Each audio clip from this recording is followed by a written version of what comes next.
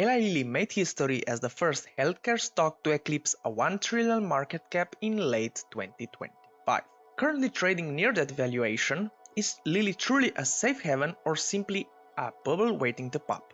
Let's find out if Lilly is a buy at current levels. Undoubtedly, Lilly experienced a stock price increase of its lifetime, backed by the massive revenue expansion led by Zepbound and Mounjaro, with CAGR of approximately 23% from 2021 through the end of 2025. As all these financial numbers are freely available, I'll point out a few specific risks to not waste your time. For now, Eli Lilly growth looks great, but on paper, the quality of earnings could be a red flag. Over the last 3 years, there have been a massive disconnect between EBITDA and cash flow from operations. They are booking huge sales, but the cash is tied in inventory and accounts receivable. In the fiscal year of 2025 alone, the drag from working capital remained at nearly $12 billion. Until that working capital converts to cash, you're technically betting on a valuation that hasn't actually hit the bank account yet. But it is expected because of a massive ramp up the company is doing to meet demand for their products, especially Zepbound and Mounjaro, and the same will apply for the orforglipron coming in Q2 of 2026. And this can also be observed on our graph.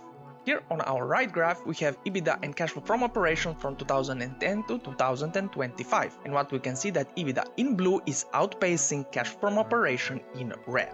And this on its own would be a red flag, because that could point out to some fishy accounting. Because if we look in the past from 2010 and 2022, we can see that EBITDA and cash flow from operation were trading upwards roughly at the same pace, which is something we would like to see. But because we are aware that the company is expanding massively and the cash from operation takes a hit, because of that, this is not a red flag as of yet. But keep in mind, this means that the company's cash is tied in factories. And if these factories cannot produce goods, or because of any other reason like a price war between Novo Nordisk and Eli Lilly, that cash can forever be tied in a factory that is not good return on invested capital, and that could lead up to disappointing stock returns as well. Moving on to capex and free cash flow, we can see that capex is more than 2 times higher as percentage of revenue than from the recent history, which hovered at around 5%. And because of this and the previously mentioned working capital drag, free cash flow has remained compressed relative to net income and its own past as well, as all the cash is again currently tied up in the factories, equipment and inventory waiting to be released in the coming years.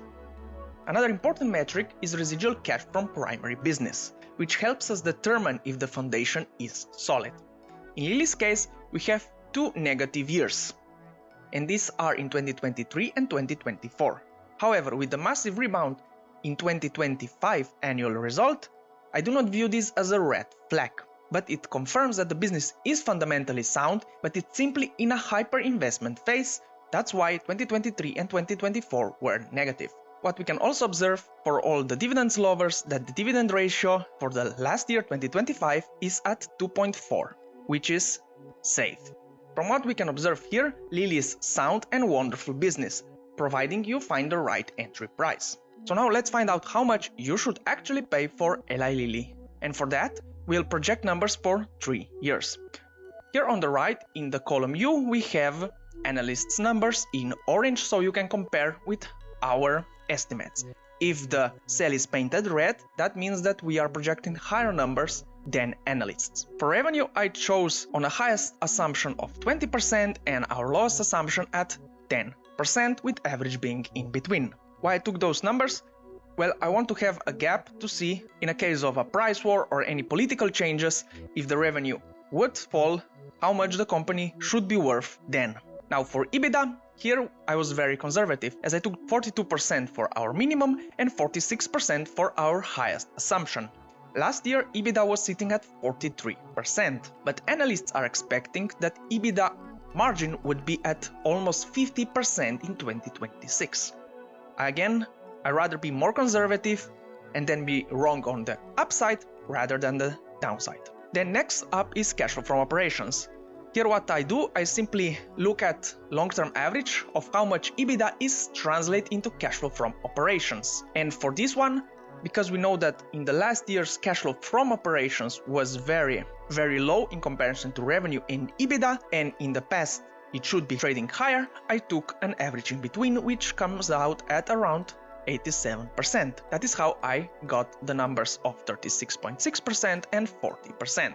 And here we see that we are more conservative with the exception of one number in 2028. Moving on to capex, I put 9% and I put higher numbers just to be again conservative. And from these numbers over here we can now calculate our free cash flow, which for 2026 we are actually across the board higher than analysts' numbers, while for our lowest assumptions then we are quite lower. Of course, before we can calculate our stock prices, we need to discount this cash generated in 2028 and 2027 back to today, and here we get these numbers over here.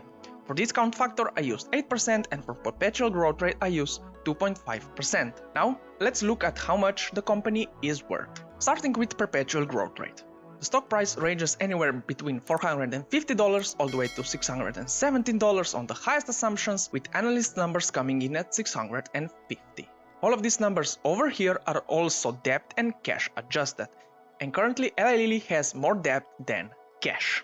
Our second valuation is EBITDA multiple, and here we have two different valuations, as one EBITDA multiple is taken from the company past and one is taken from the industry average.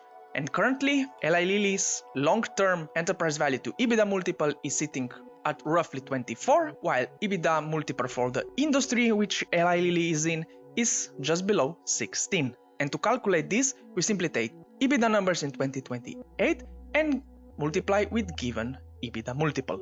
And with that we get our company average range from $785 all the way to $1,135, with analyst numbers actually being even higher at almost $1,250, with industry average actually being lower because of a lower multiple. And now to get our final result, we average out our perpetual growth rate and EBITDA multiple to get a company average range of around $560 all the way to $813, with analyst numbers coming in at $855.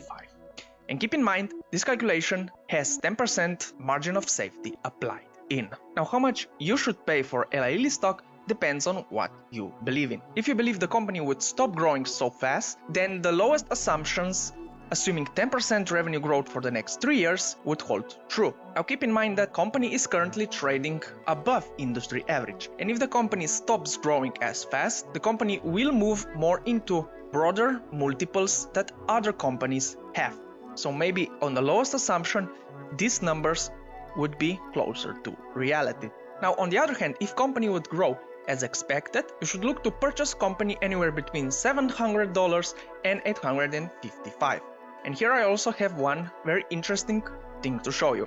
If we switch to future value, so how much the company would be worth in the future, we get these numbers over here. So as it seems, analysts' numbers that are projecting $1,000 in 2028 has already priced in all the growth that Eli Lilly would achieve. And what this tells you is that Eli Lilly, if for any reason misses any of the growth metrics because of more competition, political changes or drug reductions, or any problems in manufacturing, then what might happen would be the same as it happened to Novo Nordisk, and that is simply a massive stock decline. Now with all this said, I really like Eli Lilly as a business, but not at current levels. I already own Novo Nordisk, that's why I don't necessarily need another player in this field. That's why I put my personal buying price at only $600. That is my personal decision because I don't want to have all the eggs in one basket. And currently I believe Novo Nordisk has more upside potential because I believe Novo Nordisk's negative sentiment is currently overblown. But what do you think? Is Eli Lilly a buy at current levels, or should we wait for a pullback? If a pullback would occur, how much you are willing to pay for this stock? Let me know in the comments below. If you come so far and like this video, please do subscribe and hit the like, as it really means a lot to me. And I hope I'll see you in the next video. Bye bye.